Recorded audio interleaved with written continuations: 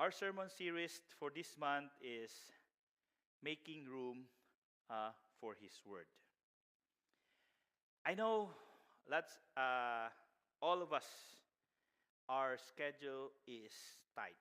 Here in North America, our everyday schedule is always tight. And we must begin this year by making room for His Word. Our first topic on this series is making room for His Word by taking time. What were the things that took most of your time last year? How did your schedule look like last year? Was it crazy? Was it very tight? Do we have room for His Word last year? As we will embark on this topic, may we open our hearts to understand God's Word and to have an intention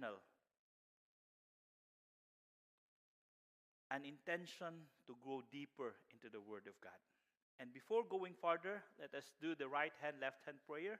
Put your right hand to your chest and pray that, Lord, Holy Spirit, open my heart to your word. And on your left hand, ask, Lord, bless the word that will be preached this afternoon. Let us do that.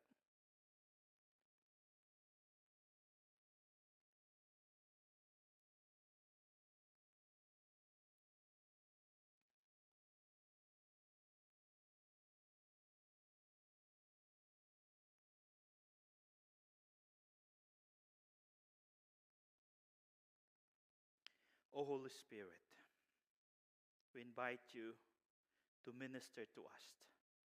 Jesus promised you to help us. Lord, in this time of listening your word, search our very own heart. You know what we need right now, O God. And may your Spirit will lead us to the truth that we really need at this moment. Lord, thank you, because this word of yours is always alive and active. We're always ready to speak on our every needs. May you bless the word that will be preached this afternoon. Use it, that it will penetrate into our hearts. In your name we pray. Amen. The Gospel of Luke was written by Dr. Luke. And the focal point of his message is to present Jesus as the Son of Man.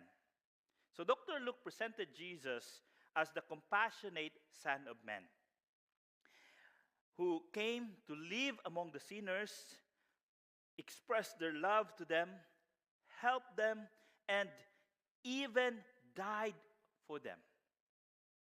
The Gospel of Luke was written for a friend. It was addressed to a friend named Theophilus, which means lover of God. And probably this man is a Roman official who trusted Christ and now needed to be established in the faith. And some scholars noted this person and they said that this person just used the screen name because they thought this is a Roman official, and though then they don't want to expose him. It is also possible that Theophilus was a seeker after truth who was being taught about the Christian message. So Dr. Luke divided his book into 4 sections, but sometimes it depends how the Bible scholars put division on this work of Luke. First, Luke presents the account of the events related on the birth and childhood of Jesus Christ. He also included in the account about the baptism and the temptation of Jesus. That will cover from chapter 1 to chapter 4. So the second section of the Bible, of this book of Luke, is the longest, that covers almost the entire book of Luke. It begins with the ministry of Jesus, which includes the miracle, the calling of his disciples, and some part of this are his journey throughout Galilee and to Jerusalem, from chapter 4, verse 14 to chapter 9. And then the third, chapter 19. So the third section is when Jesus entered Jerusalem, from chapter 19 to 21.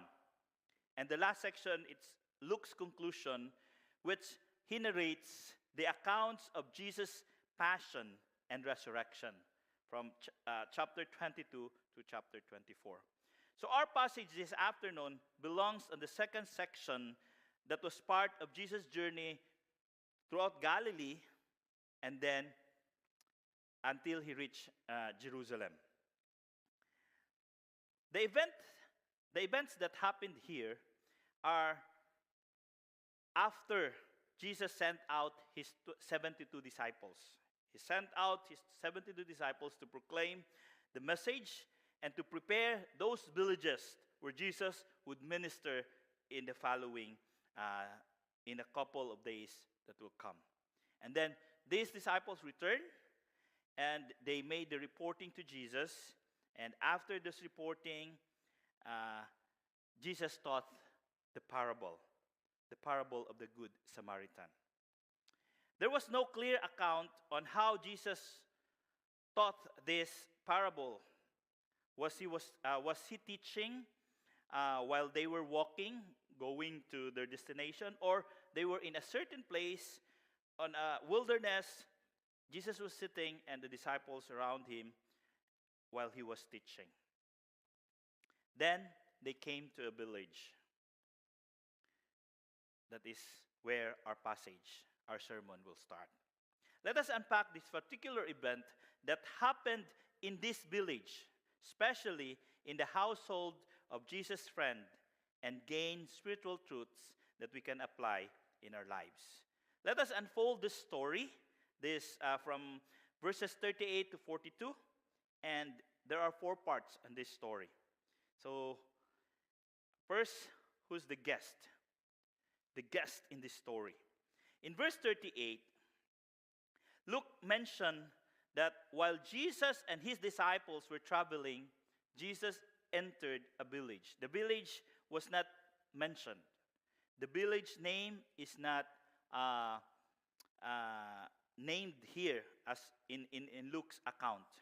So, but since Luke mentioned the household that Jesus visited, the owner of the household that Jesus visited, they will give us a clue as to where this village located, or what's the name of the village.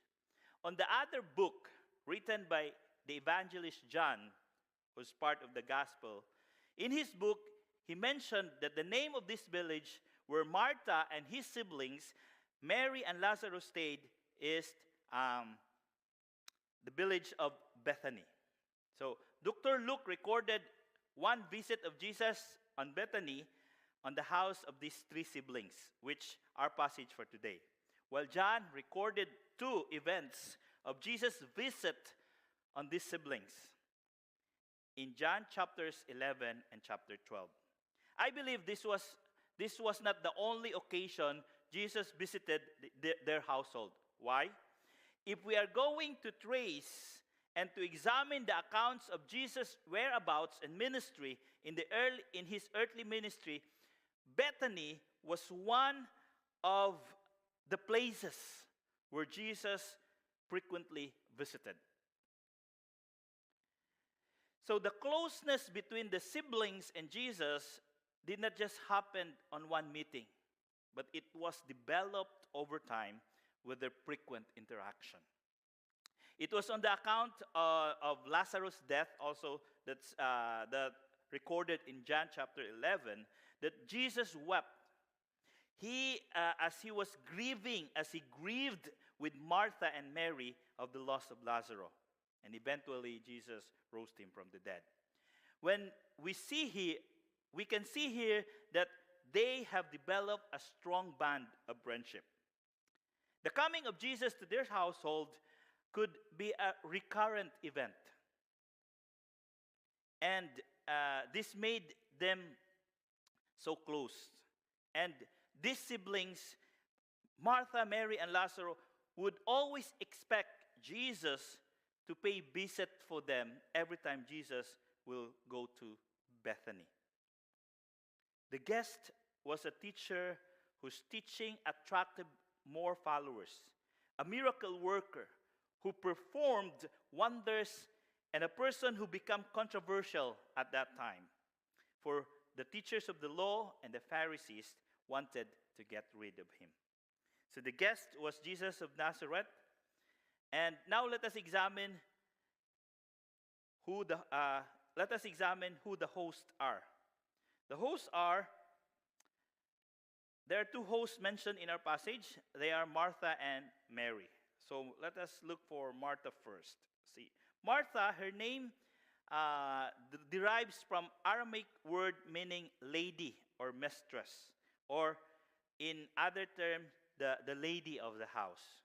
So her name fits her personality, responsible, serious, and perhaps a little intense. So Mary was active, staring and impulsive, feeling strongly and speaking out all she felt. And we will notice it later. So she wanted everything to be well cared and wanted to make sure that their guests were served well. That's the characteristic of the first host, Martha. The second host is Mary. Mary, Martha's sister, appears to be the opposite of her. Mary was quiet, still, a contemplative person, feeling deeply but saying less than she felt. She's the opposite of Martha. She's an attentive listener. She embodied the praise to give the undivided attention. And that's how Mary described in our passage. These two women who hosted Jesus' visit were his followers, were faithful disciples of Jesus. Both of them were converts. Both of them are believers of Jesus. Both of them give honor to Jesus when others despise Jesus. Both of them love Jesus so dearly, and Jesus also loved them. Yet, they have the different personalities and ways of welcoming their guests. Let us study how these two sisters welcomed Jesus in their household. The reaction of the two hosts. So first, Martha. Martha, when Jesus came to her house, rejoiced to see Jesus and busied herself. He became busy to prepare a suitable refreshment, to prepare a meal for Jesus. Martha welcomes Jesus, and the Message version stated that Martha welcomed him and made him feel quite at home. So this is what we always hear when we receive a visitor, just feel at home. And that's how Martha welcomed Jesus. And right away, after Jesus was seated, she immediately busied herself to prepare something that she could offer to Jesus. Let us remember that at that time, there was no Uber Eats. There was no Skip the Dish. There was no DoorDash. There was no any apps to order food so that it will be easy to serve. Just a call or just a minute order, then a couple of 30 minutes, the order is there and you can serve it. No, the preparation at that time will take much effort and time. It was not mentioned also what time of the day Jesus came. Maybe if it's in the midday, it will be lunch, or before the afternoon, it will be a snacks. We cannot guess what kind of meal Martha has to prepare. But one thing for sure, it will take much time. They don't have oven. They don't have gas stove. They have to make fire and other things. The preparation will take long. So now, the reaction of Mary. Mary. Mary also rejoiced to see Jesus, but his first thought was to sit at his feet and hear his word. So Dr. Luke described Mary in this account as someone who sat at the Lord's feet. So sitting at the Lord's feet is a classic description of our rabbinic disciples. This is how they describe it before. When you are a rabbi or a teacher, when you are teaching while the teacher is standing or sitting, they sat at his feet and listen to him. At the feet was a phrase commonly used of the first century Christians when referring to Jewish rabbis during that first century. So sitting at someone's feet was a grand deal, a great deal, as it meant that they were involved in higher education. This was after learning from them. You need to be learning from your rabbi, from your teacher, and being their disciples. So it was common practice for boys. It was available for boys. To do this, after spending first part of their lives attending the synagogue regularly and memorizing the scripture. However, Jesus did not follow the Jewish practice. Commonly available, the Jewish practice was the sitting at the feet of the rabbi is only practice for boys. During his time, Jesus allowed everyone.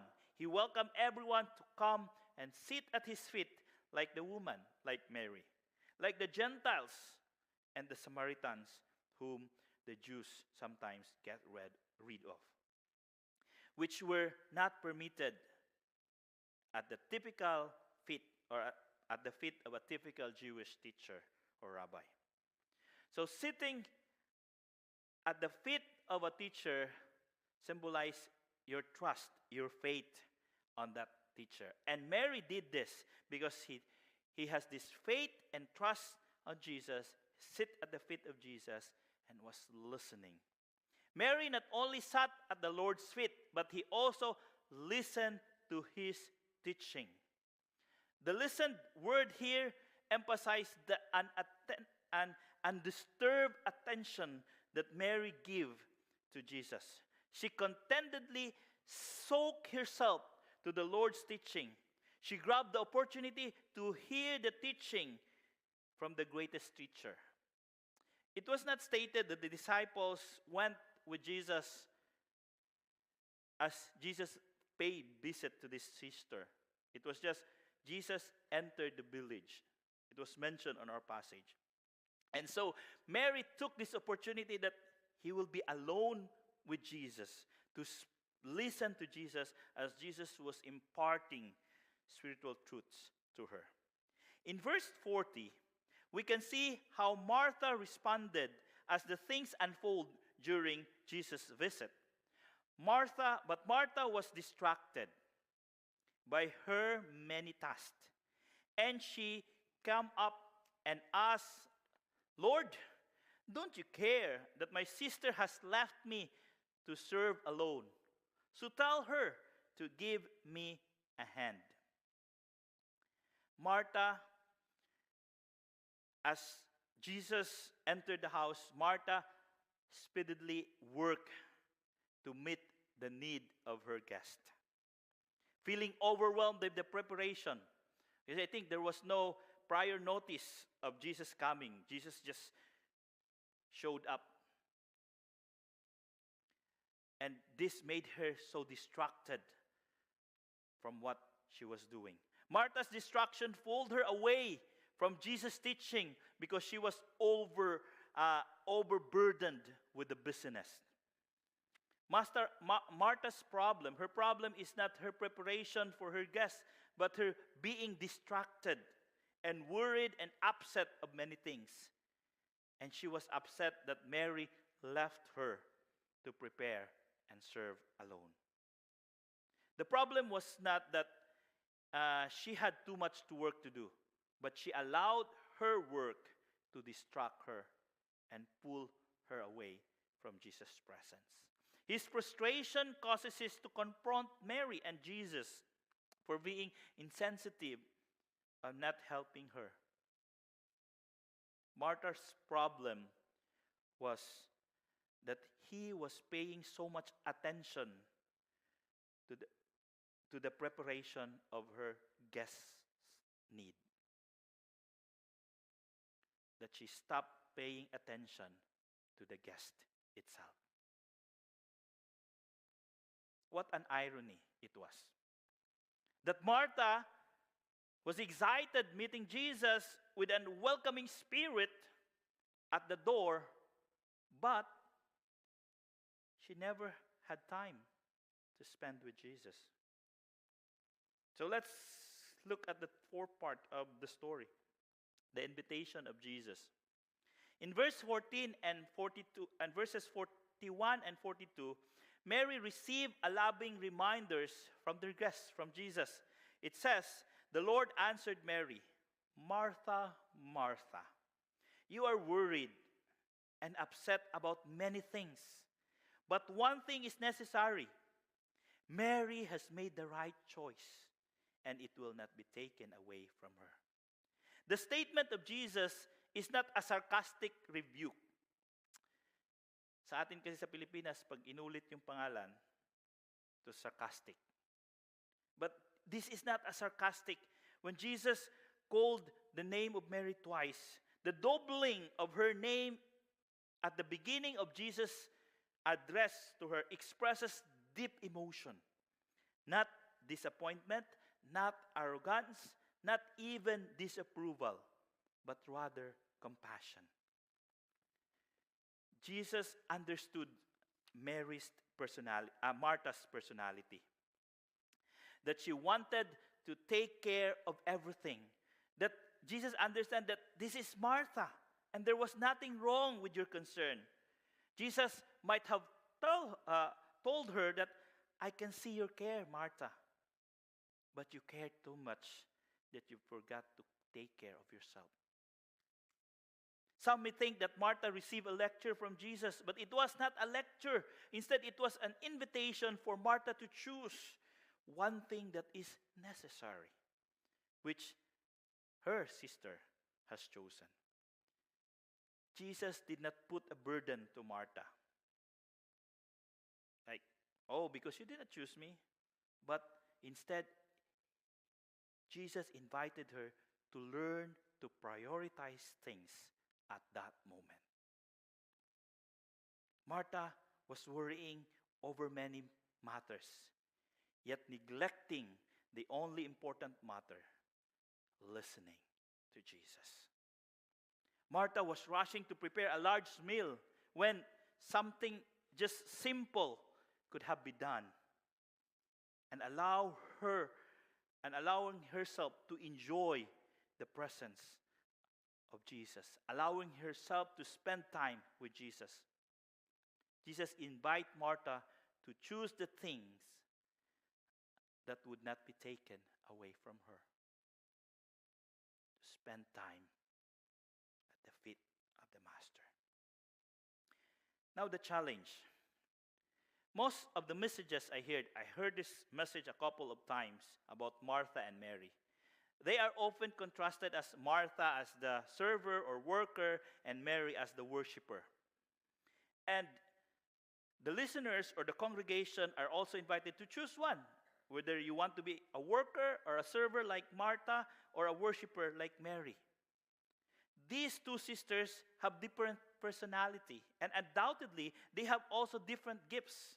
And this also pictures inside the church. Some love to listen, some love to serve. And it doesn't mean that we Christians should choose either or in a situation. We need to be both worker and worshiper. And this should be done with balance. Martha's complaint, "Mary left me alone." Meaning to say, Mary already helped her.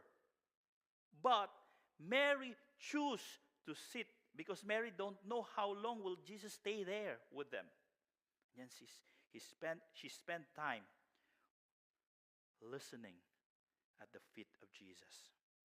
Charles Wesley penned it perfectly in one of his hymns that goes, "Faithful to my Lord's command, I still would choose the better part.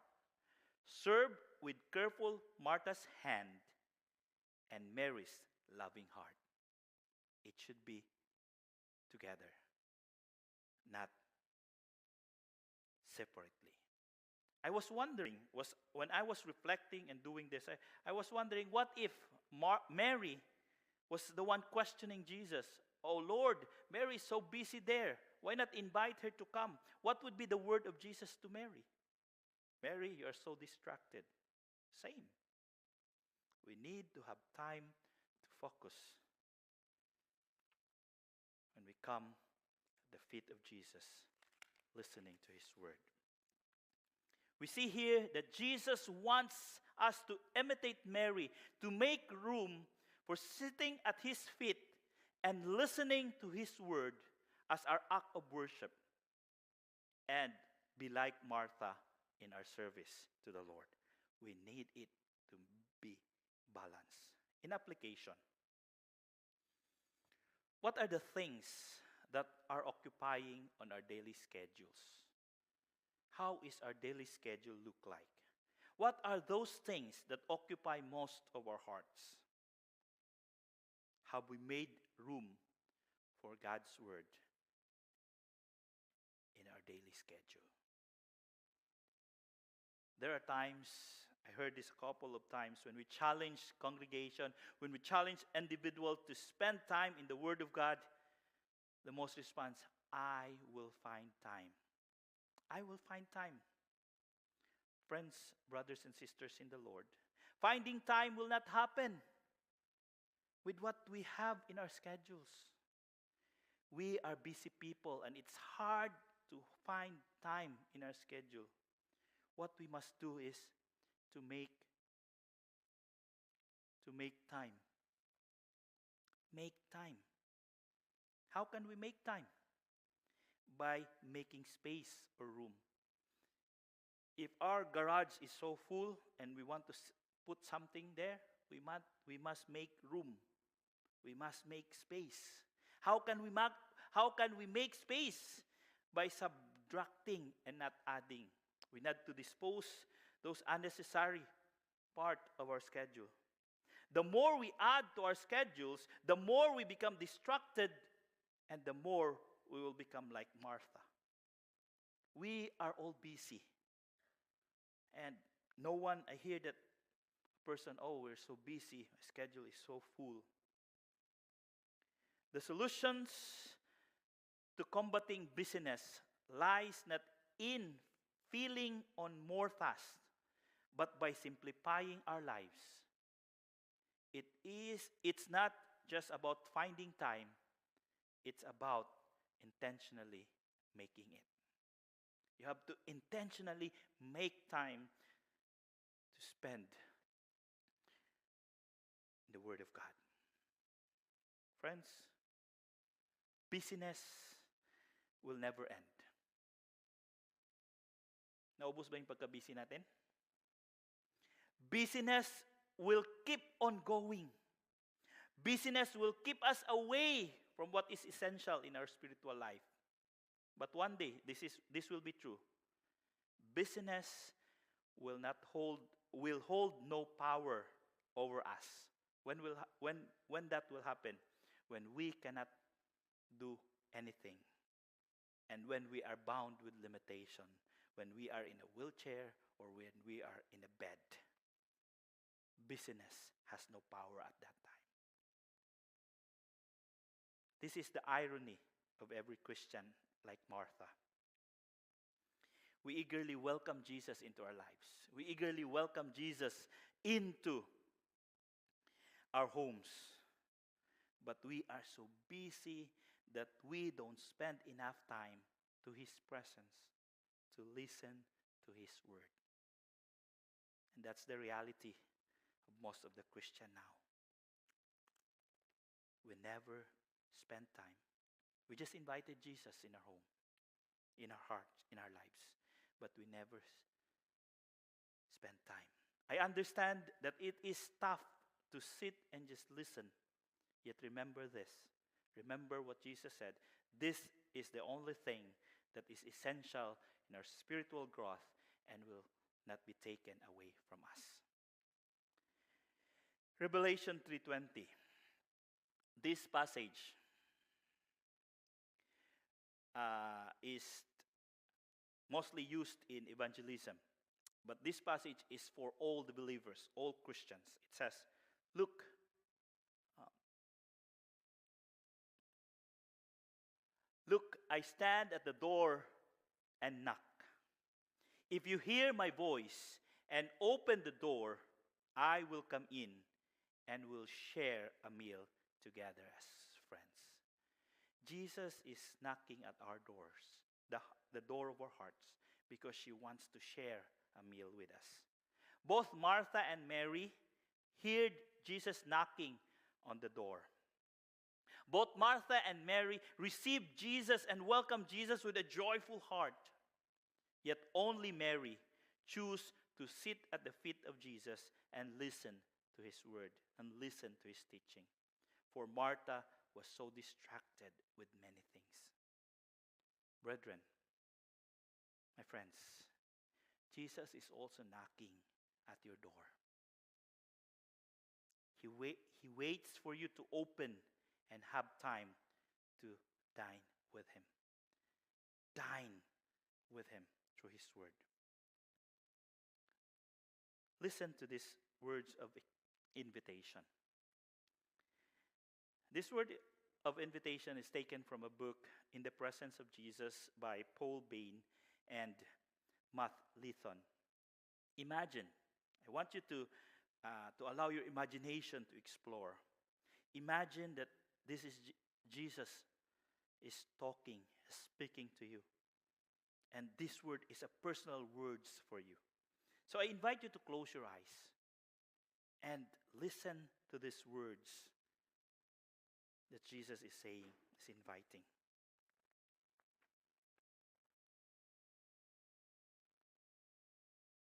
My child, listen up. I stand at your door and knock. I promise that in every moment of your life, I am present and patiently waiting to commune with you.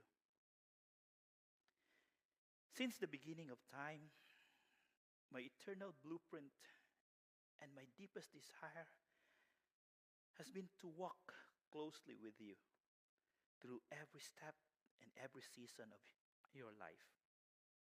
Why? Because I want to reveal my love to you, to share my grace with you, and because I never want you to feel alone or hopeless. But you should also know that I will not kick your door down.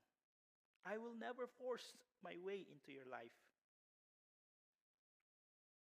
I understand how crazy your living space can feel behind your closed door. I know about the restless thoughts that keeps you awake at night. I recognize the anxiety you feel for your loved ones and how often those worries invade your entire being. I know that you feel you have so much to do and so little time to do it. I hear you, my child, when you wonder if you will ever get a moment's of peace. I know how loud and overpowering life's uncertainties can seem as they swirl around you. But even when you are too distracted and overwhelmed to hear me, I am still here calling your name. And when you are ready to let me in, My child, simply open the door and I will be standing there. You do not have to clean the house or prepare a dinner for me. You don't have to dress up or try to put your best foot forward. You don't have to worry about where you have been or what you have done when you invite me in. Leave all your worries to me. I just want to be with you. When you invite me, my presence in your life, peace, comfort, and abiding joy will rush in the depths of your soul. My work of true salvation begins when you encounter my love and ask me to reside in your heart. I cannot wait to dwell with you and be part of every aspect of your life. Remember, I am the creator of all the stars in the sky. I am the author of time. I am the Alpha and Omega. And yet I have come to stand at your door because my deepest desire is for us to be together. I am always patient and steadfast in anticipation of your invitation. I am forever longing to share my love with you. I want to move into your life so that you can witness my resurrected glory the way the Apostle Paul did. This very day, this very moment, this very breath, even in the most chaotic moment of your life, I stand at your door and knock. Are you ready to welcome me? And let's dine together. Let us continue to be reflective and allow those words of invitation to ring into our hearts.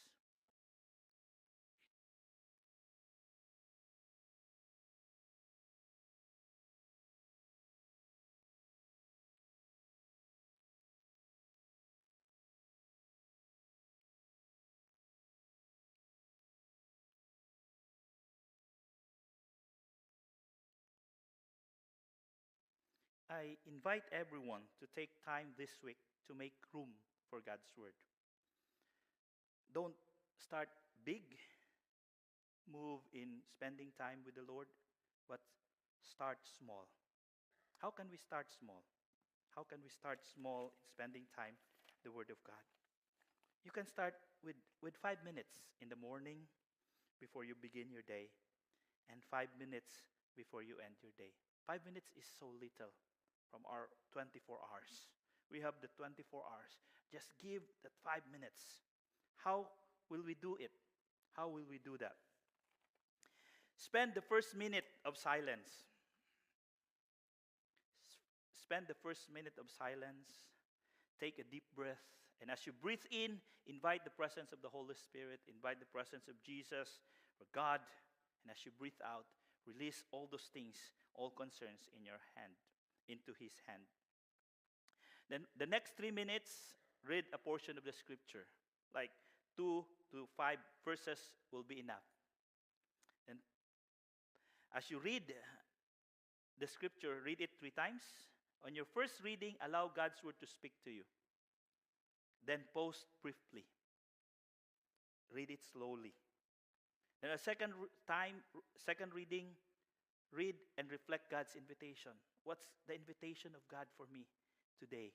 You may not receive an invitation at that time, maybe throughout the day. You will receive an invitation. Then post the second reading. After that, do the final reading and reflect on your response to God's invitation. Then post.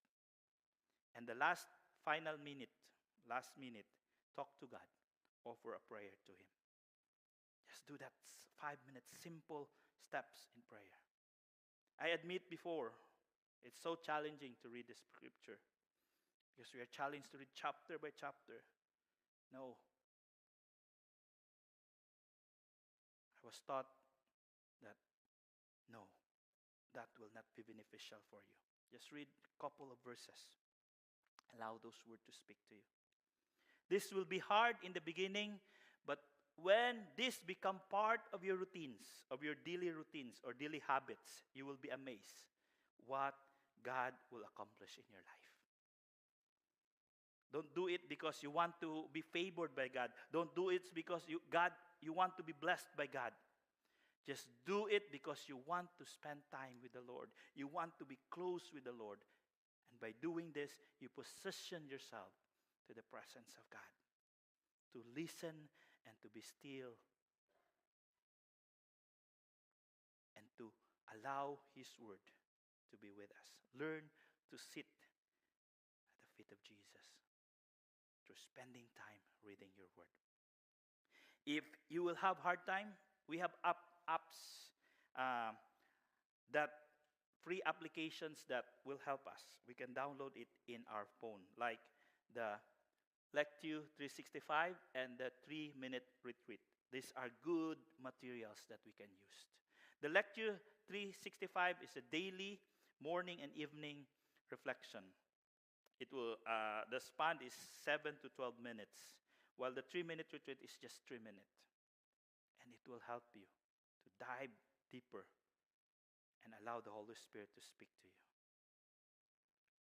Friends, I invite you to make room for His word. Making room for His word is a choice that we need to take seriously. And I invite you to start now. Start your year right. Making room for His word by taking time. Make room for His word, my friend. Let us pray. Lord, in this world where busyness is part of our daily lives, help us, Lord, to slow down. And help us, Lord, to make room for you, to listen to your word.